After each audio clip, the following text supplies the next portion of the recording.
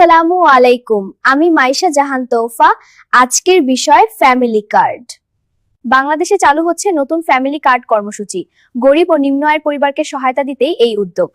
সরকার বলছে এই কার্ডের মাধ্যমে দরিদ্র পরিবারগুলো সুবিধা পাবে।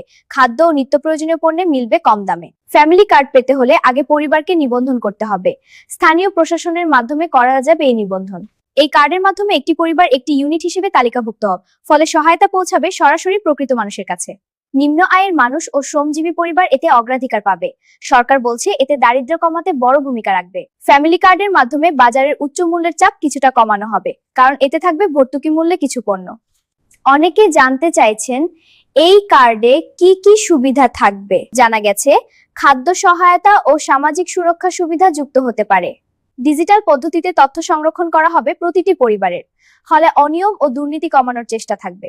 সরকারের পরিকল্পনা অনুযায়ী ধাপে ধাপে এই প্রকল্প চালু হবে। প্রথমে কিছু এলাকায় পরীক্ষামূলকভাবে শুরু হতে পারে। ফ্যামিলি কার্ড নিয়ে ইতিমধ্যেই মানুষের মধ্যে ব্যাপক আলোচনা শুরু হয়েছে। অনেকে বলছেন এটি দরিদ্র মানুষের জন্য বড় সহায়তা হতে পারে। তবে কারা এই কার্ড পাবে সেই তালিকা নিয়ে কৌতূহল বাড়ছে। স্থানীয় প্রশাসন শিগগিরই বিস্তারিত জানাবে বলে জানা গেছে। বিশেষজ্ঞরা বলছেন সঠিকভাবে বাস্তবায়ন হলে প্রকল্পটি সফল হবে, দেশের লাখো পরিবার উপকৃত হবে। আপনার এলাকায় যদি এই প্রকল্প চালু হয়, তাহলে দ্রুত নিবন্ধন সুবিধা নেওয়ার সুযোগ মিস করবেন না।